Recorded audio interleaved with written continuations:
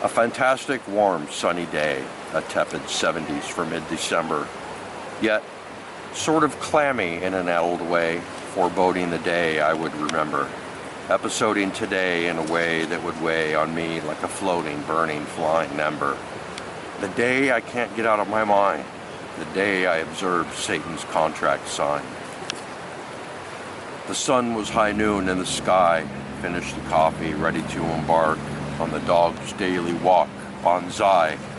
Through the day seemed deeply grim and stark. Darting up ahead she blazed over the hill, chasing a hare. I was starting up, coffee crazed like Jack and Jill, I made it there. As I slowly crested the mound, there sits in the Wash's ravine, under the thorny mesquite found, Randall's tired, dusty machine. Cocked my head, inquiring to myself, what the heck?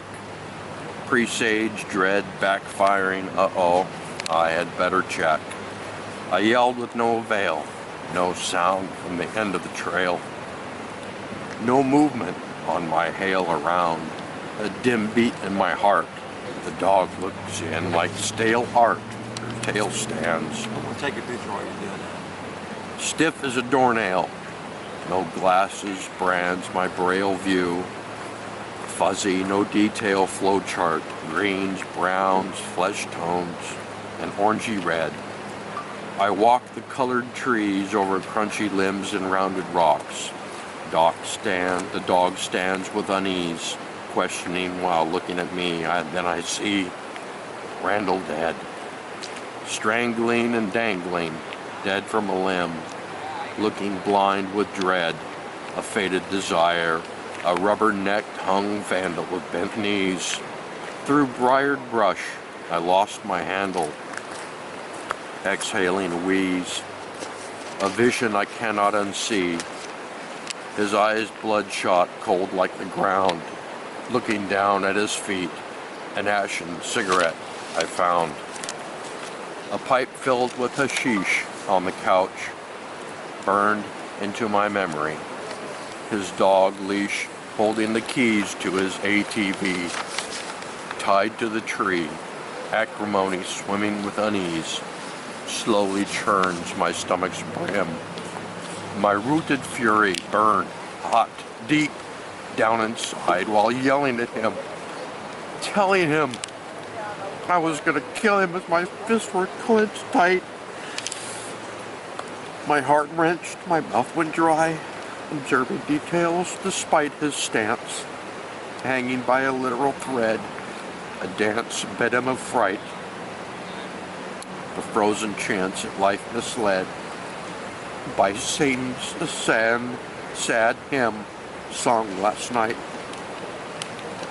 The thread had dug deeply, his swollen neck, bruised black and blue, an empty tin of pills on the couch, his knees slack and bent, half pint of vodka, capped and sitting on the chair. I knew he wasn't done with his depression. He leaned back to vent.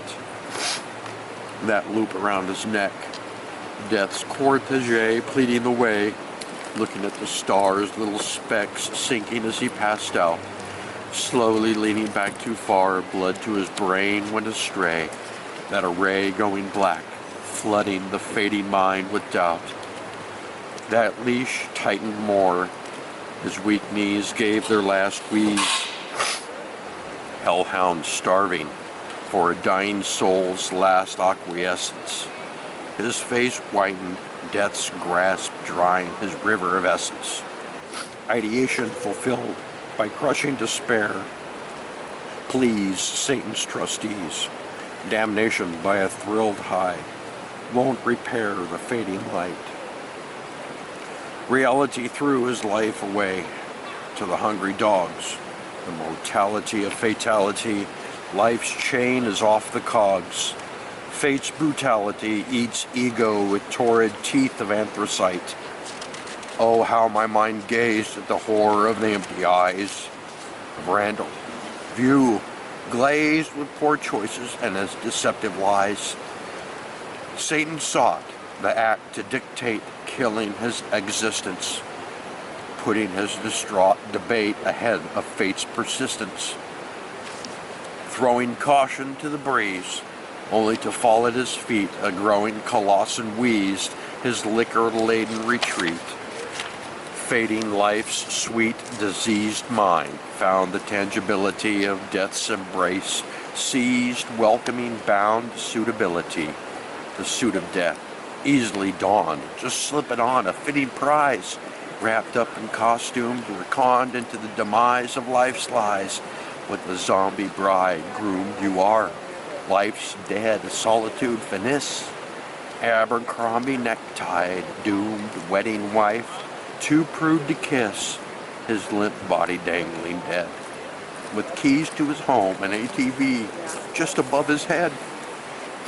The strangling life, leash of gullibility, sucking the belief he had jurisdiction over his life's lease, plucking the relief of bad affliction, of deceptive strife's peace. A fantastically warm, sunny day, a tepid 70s for mid-December, yet sort of clammy in an addled way, chaptering the day I would remember, capturing today in a way that would weigh on me like a floating, burning, gliding ember. The day I can't get out of my mind, the day I observed Satan's contract signed. Distraught though I was, I had walk home to tell the wife about the horrible, deplorable sight of Randall's demise, the doubt of his validation, living his damnation of strife, knowing his unsure fixation of Satan's wise, murderous lies, baffled departing the scene. If only he would have spoken to me. Talking to myself, I walked past his cold, heartless, broken machine, walking by oneself, my abstract entity, a broken journey. Shaking my head, I knock on the renter's door quietly, conveying the tragedy I learned. He came to my house first, to speak to me quietly. He yearned. Knocking on my door, my heart sank. He trusted me down to his suicidal thirst. Me, watching Satan's lies on the telly, shocking to the core. Knock, knock, knocking at my door, sound drowned by a movie of war, tick-tock, timed uproar, blocking his muted search for succor. A lousy louse like I felt, choking my cry, I had to tell the spouse. My eyes began to well up with tears, facing the chore to rouse. It was a loud shriek at first, followed by a rise of latent cries, telling of Randall's demise, keeping it short to the blatant theme, picking up the phone, calling the cops. Of my exercise, surprise, reported missing last night. Perhaps he's just blowing off steam after an ensuing fight. He left. What's the locale? Please advise. Within minutes and a short dusty stop, I'd lead a uniformed team to my coat arc, the orangey red pop of colors where he lies. Aborting my police escort, I hear yelling. It's her. Downstream, distorted, running up the swashes, this girl with tears in her eyes. It can't be real. He can't be dead. Where is she? Consoling her scream, directing to the thickety orangey red to which he was dressed. Wiggly and rickety from the sun, quickly she turned her blame, distorted and blubbering. She was tearfully beating my chest, thwarted hands of rubber bouncing off my chest, her hands aflame with anger and pain, denouncing my name. The trusting she possessed, painless though it was, little blobs of flesh.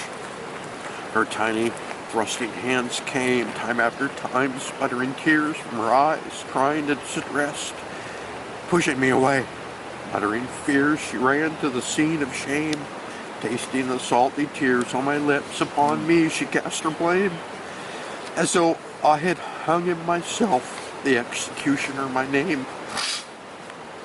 She ran toward the glum arena of crime. I felt guilty as sin, as thought it were my fault. All her paradigm anger held within could have saved him. All it took was walking to the window gapped, always open to the cats. I shook my cold heart of shame untapped. A strapped memory always burning in my mind like an uncapped dread. Trapped there, a candle in the back of my head seemed Randall dead. Detached, lone denial. A limelight of my fatal lies aglow. An unknown foretold conclusion. Making us all afraid to grow, to envision bold confusion, our lives hanging by his sole thread. The fate we all know lies at the reaper's hand, yet it remains unread. Our story impending demise, life led by the seeds we sow. The prize ascending heaven or hell we surmise as we grow, expanding every breath addicted. We inch closer to the end. How will our memory be afflicted? How will our life transcend? A fantastically warm, sunny day. A tepid 70s for mid-December, yet sort of clammy in an addled way. Altering the day I would remember, faltering today in a way that would weigh on me like a floating, burning, drifting ember. Foul play that I can't get out of my mind the day I observed Satan's contract signed.